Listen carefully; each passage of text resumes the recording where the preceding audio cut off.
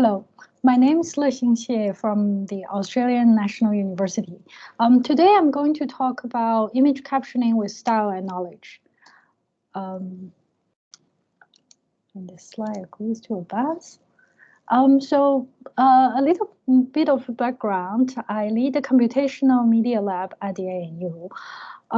My lab works on several projects on several themes. On a different day, I will probably be talking to you about how do we understand online popularity, especially viral videos, and how we learn to love point processes and marry networks and time series.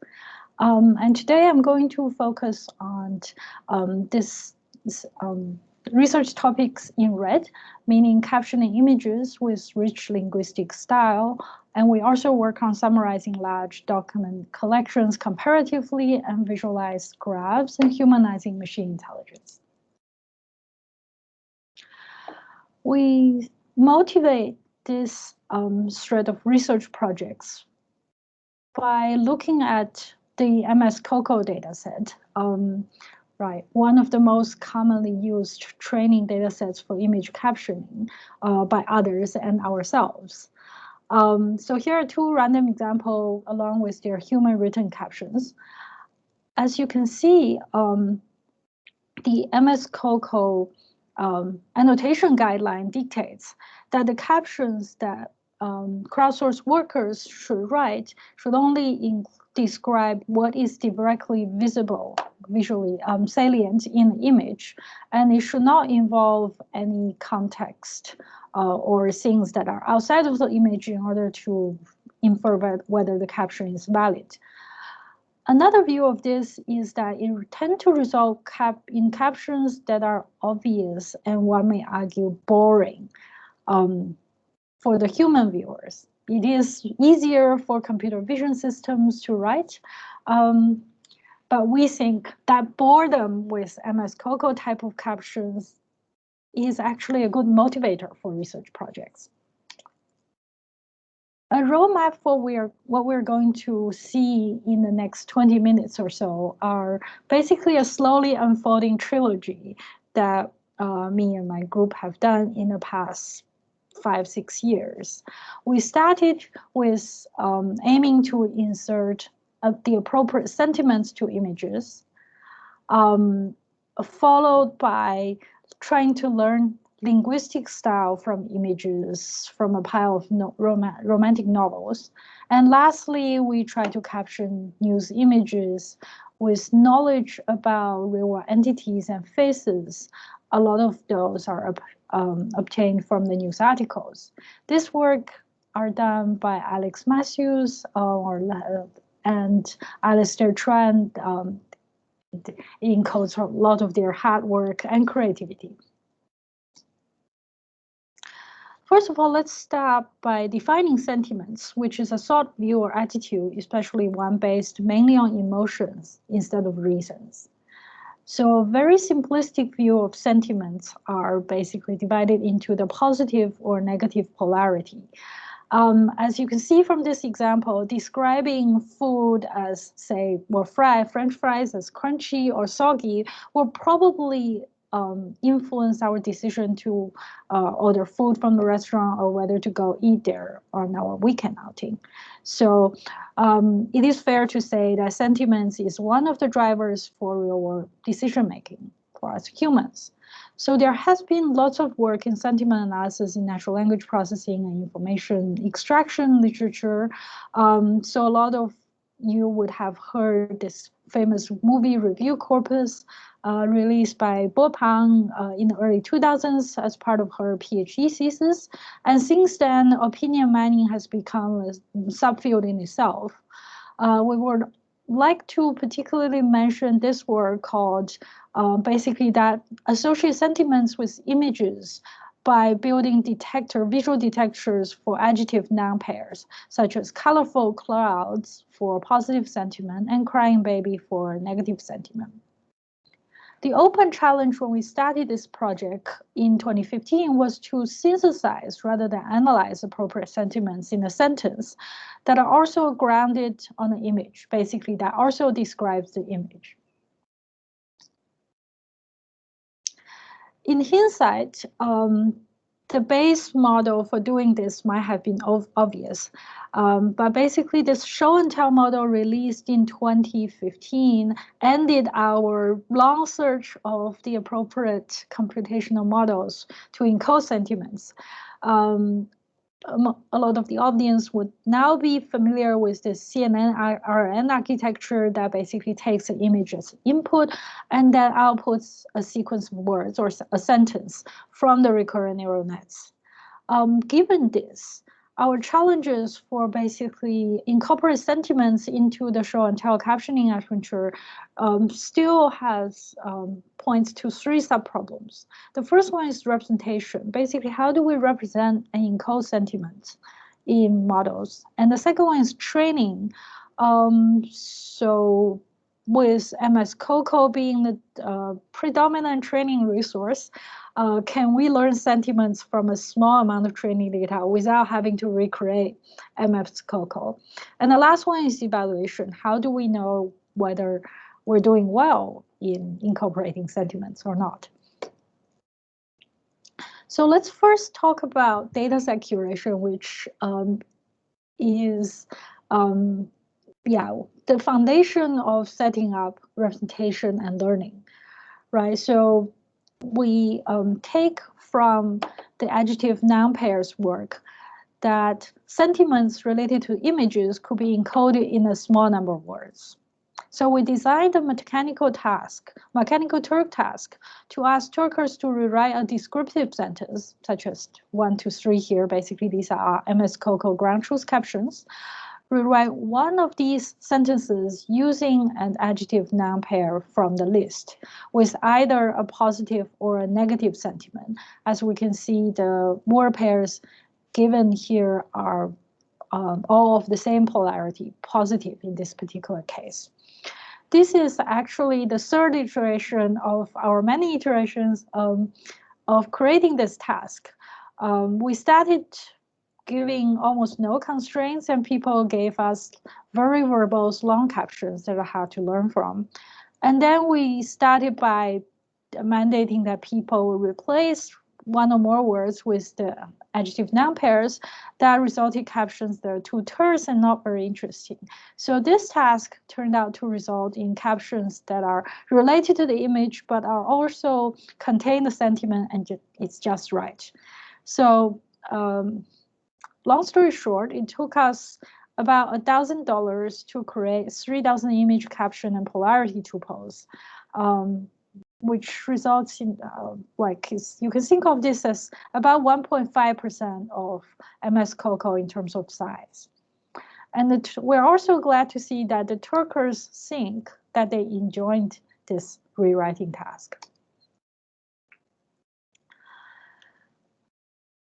Having determined the data set we can train on, so we basically adopted a show and tell type model that duplicates the factual sentence engine. So in this picture, basically there are two streams of RNNs. The top stream is exactly show and tell. Together with the convolutional neural net module, is trained on MS COCO captions. And the bottom stream in green are our sentimental part of the captioning model. It is pre-trained, or it's basically a copy of the blue model and then fine-tuned on the sentimental captions on the same images. And the yellow part in the middle are basically this conditional model that merges the word prediction from the factual and the sentiment model. The gamma parameter here is basically a probability that the word contains the sentiment. And we can, in fact, train this conditional model using the adjective noun pairs that the Mechanical Turk wrote. So the training objective has three parts. The first one is word level cross entropy loss, as commonly used. And the second part is the cross entropy for sentiments. It combines the top two models and outweighs the sentiment terms. And we also have a regularization term in addition to usual neural network regularization to ensure that the fine-tuned model do not drift from the factual caption model too much. Here are some of the example output from this model. So one advantage of having a conditional model is that we can actually have a conditional probability of how strongly sentimental a word is. So we interpret it, or we will visualize this as the highlighter, right? A green highlighter means positive sentiments. For example, a great variety of fresh fruits and vegetables and delicious piece of cake sitting on top of a white plate. It's interesting to sort of see that what the model thinks or outputs as conditionally high probability of sentiments do not always correspond to exactly adjective noun pairs, but it does tend to land on adjectives or nouns. What is interesting by examining these outputs are the failure cases, right? So if we read the two failure cases on the right, we can see that, well, a dead man doing a clever trick on a skateboard at a skate park. It is an appropriate description, but it does violate common sense. And maybe it tries to incorporate the negative sentiment too hard and couldn't find a better word to insert other than that. There are also more subtle common sense violations, such as this one. A man in a stupid hat, in this case, is not riding on a horseback. Yes, and we call the horse crazy. So in this case, or negative and sarcastic or funny sometimes is not distinguishable. So let's come to the last challenge, evaluation. How do we know that we're doing well and not sacrificing descriptiveness of the image? So we perform automatic evaluation with our sentimental caption ground truth with the usual n-gram-based measures. We also conducted human evaluation on Mechanical Turk by presenting them with both the factual and the sentimental caption generated by machines and asked them which one has stronger sentiment, is more interesting, and whether or not either caption described the image. One surprise by doing a pilot task before this one we had was that Mechanical Turkers seem to think that most images can be appropriately described by either the positive and negative sentiments, which shows that the sentiment is highly subjective and context dependent. And we also instituted different measures to control Mechanical Turk output quality. So overall, you can see the detailed results in the paper. But basically, sentences express stronger and appropriate sentiments. 88% for the positive evaluation task and 65% for the negative sentiments. It does correspond to our intuition that maybe it's easier to incorporate positive sentiments and they're harder to incorporate negative sentiments because negativity is more diverse. And sometimes it's confused with other emotions such as sarcasm. And this is done without sacrificing the descriptiveness with blue scores in the low teens, and it's actually higher than baseline approaches such as just term retrieval or show and tell itself.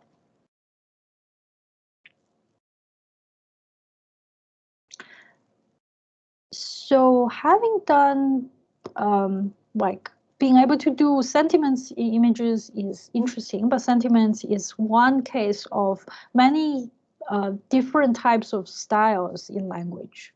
In general, we can think of style as how meaning is communicated rather than what is communicated. And linguistics also define style as the strategies the author used to shape a text meaning in context. So, which also says that style and meaning are not completely separate. For example, the puppy is knocking over these potted plants has a positive connotation, and then if you change the puppy to the animal, it carries a negative connotation.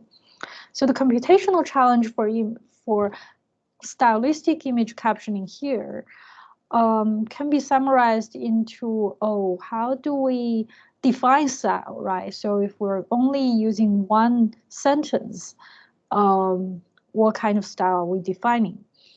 The short answer is that we have basically said that we learn from romantic novels, but romance is not distinguishable from just one sentence. It needs a storyline and a theme. So we think, right, we define story-like captions that are learned from, not like literary works. The second challenge is now we need to think about unsupervised training. Rather than word-level supervision using adjective-noun pairs, can we learn from image captioning resource and then a separate pile of stylistic text? Ideally, without having to create another 500,000 of styled captions for MS COCO. So this is our training dataset setup. On the left, we have MS COCO images. The training and validation set contains about 500,000 captions in 120,000 images. On the right is the book corpus containing romantic novels. So we parsed sentences from the novels and cleaned up sentences that are too short. It again contains over 500,000 sentences from about 1,500 books.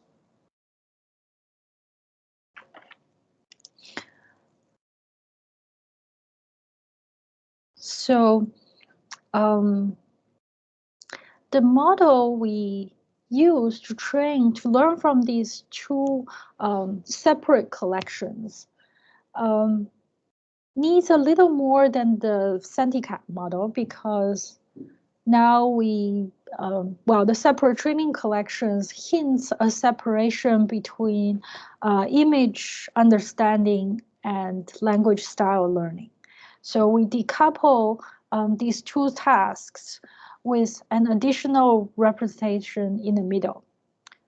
So the first part of the model learns a mapping between images and semantic terms. And here semantic terms means basically nouns in the image or nouns in the captions, and also what's called a FrameNet representation of the verbs. FrameNet is representation of verbs is a generalization of verbs. For example, in here, the train is standing in a station. It's parked in a station, or it's stationed there, right? Or all of these different verb instances maps to the semantic frame of placing. So once the image is summarized into FrameNet terms, a separate model is used to learn a mapping between a small number of semantic terms to the full sentence, essentially. And here we could basically train the model to learn to generate sentences of different style. More specifically, here is what the neural network architecture looks like. So on the bottom is the term generator in green. It performs visual recognition and then semantic term generation. It's trained on MS COCO. We basically strip down MS COCO captions into the list of usually anywhere between 3 to 5 semantic terms.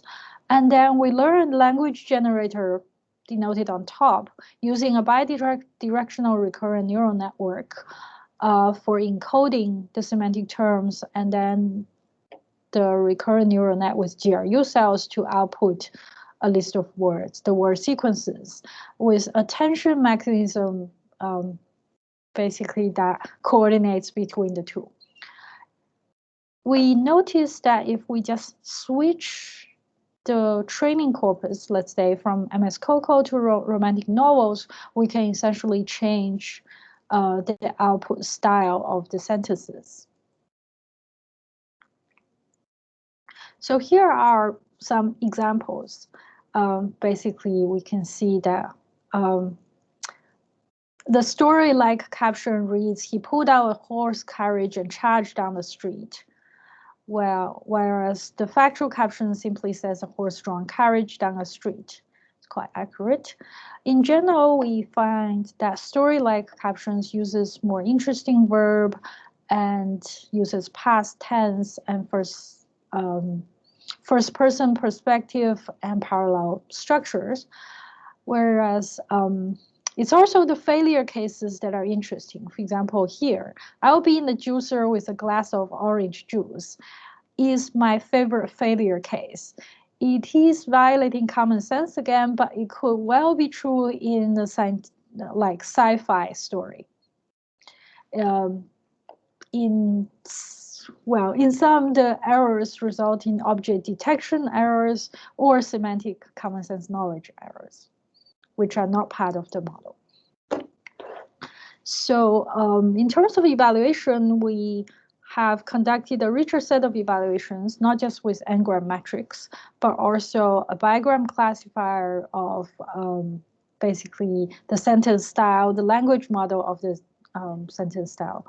So in terms of human evaluation, we asked the human to people to rate the descriptiveness of the caption and also whether the caption looks like it's part of the story. We found that SemStyle is significantly more descriptive than other methods of style while producing a similar quality of story like captions, which says that we also did Bayesian studies to say that the intermediate frame net representation is an important part of the model, and it performs better than alternatives. So far, we've covered modeling sentiments and story-like styling of image captions. And we also provided a flexible way of learning from styled text using decoupled content and style representation. We keep seeing these real-world like common sense knowledge failures, and our next project is trying to mitigate that using news articles. This was published in CVPR of last year. Let's first look at what news images and their captions look like. So this was a news image from a New York Times article in June 2020. We feed it to a online captioning demo trained on MS Coco dataset. It says a group of people walking down the street. The New York Times journalist said instead, on Italy's Liberation Day in April, residents of Milan placed flowers in memory of the partisans who died during World War II. The ranks of those who remember the war have been diminished by the coronavirus. So in this caption, there are locations, place names and events, and also intentions and reasons. It's quite rich in terms of how one may comprehend this image. So in order to train our computers to write more like journalists, we have collected a new data set of 800,000 New York Times articles and caption pairs. So this consists of the training data that are about twice as big as the previous work on news captioning called Good News.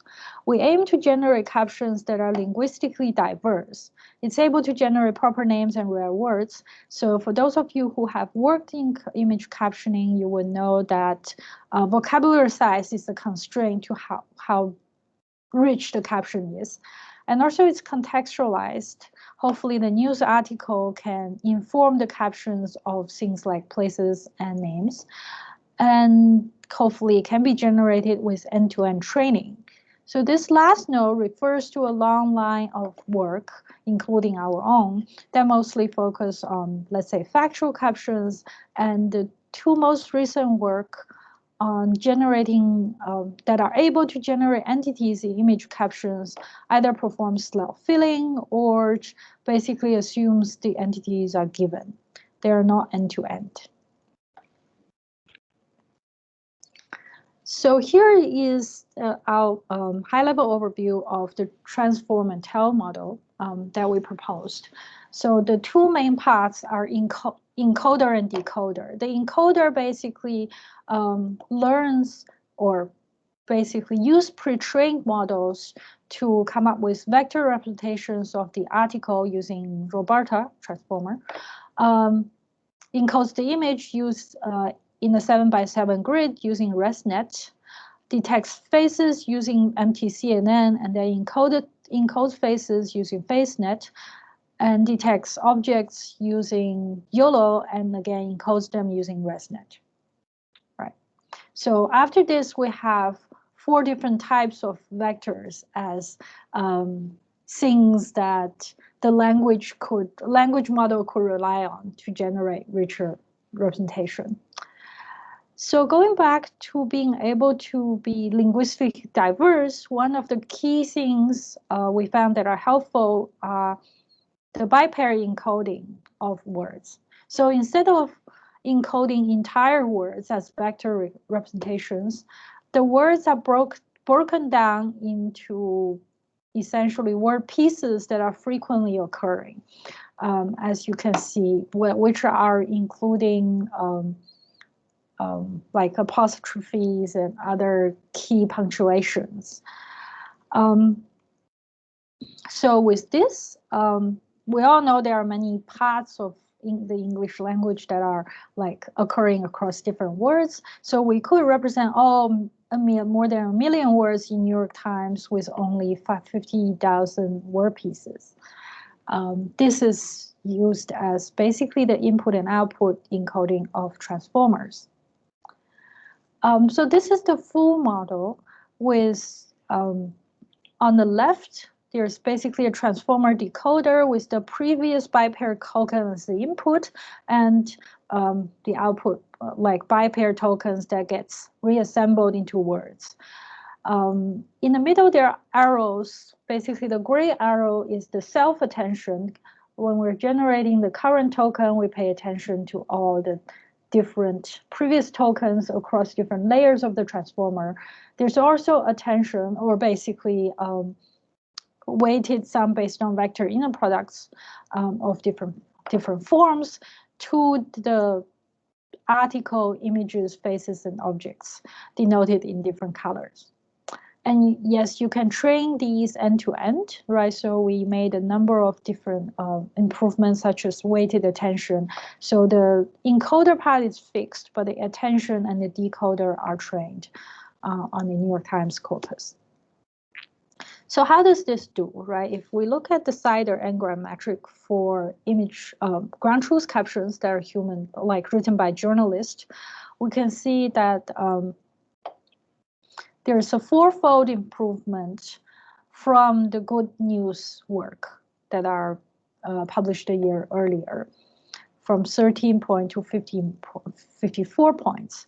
And the single most significant improvement is brought about by the bipair encoding from 25 to 40, and different components, such as using the transformer instead of a recurrent neural net, using image attention, and using weighted transformer like attention in Roberta, and adding faces all have helped.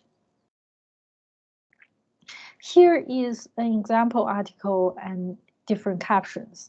We can see it's interesting that all of the models have learned to insert names, but the names is actually misspelled, right? They are missing an H, chromati, which highlights basically the bipair encoding, and the transformer is guessing likely names, but it does not guarantee to spell it correctly. But this is something that is easy to fix in post-processing. So it is still less rich overall than the human written captions, but you can also imagine this being a human written caption, right? Teresa Kuromati created a new work and sits in her New York studio in Brooklyn. And there are also some nonsense sentences that are generated as quotes.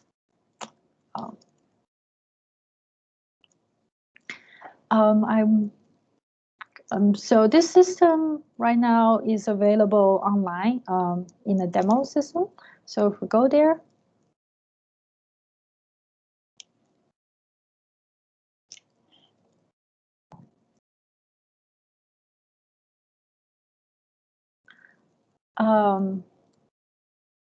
we can see that it's the system input is the article URL from New York Times. We don't support other news websites yet because the parsing is coded, and we can just see that with one of the examples. Given the input, it scrapes the article and the image from the article, and you can tell it to generate captions. It's now running the transformer model in real time on the server.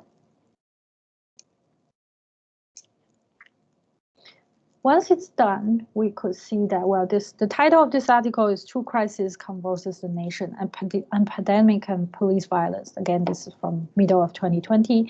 When we mouse over the words that are being generated, the demo highlights which part of the image and article are have high attention weights, right? So in terms of protests, we can see human faces are given weight, and also police and location and the causes of the protest. If we mouse over Minneapolis, we can see that the image are not being given attention, but Minneapolis, the location itself and residents are given high location, and so on. All right.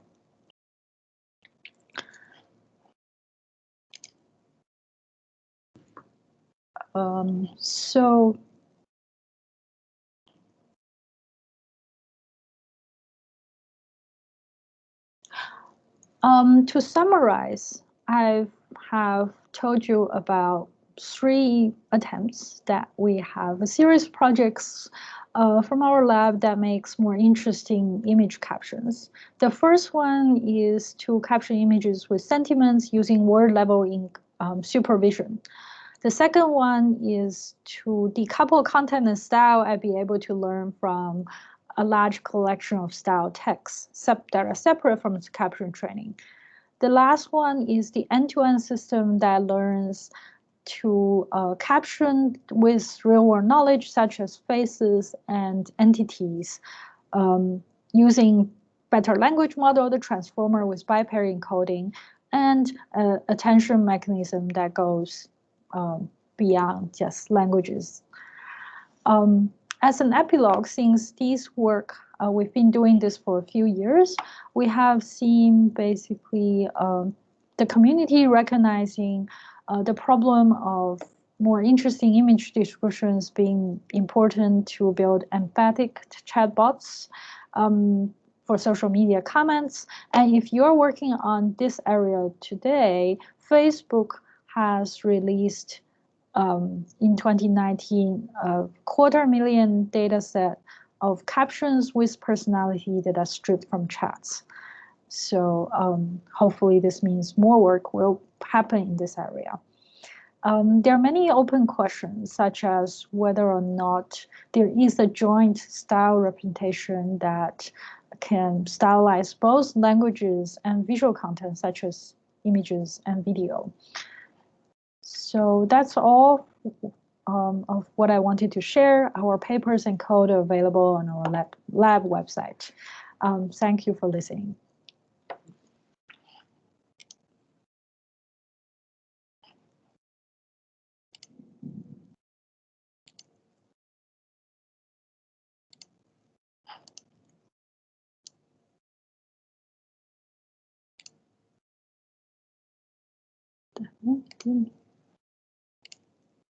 Share my screen.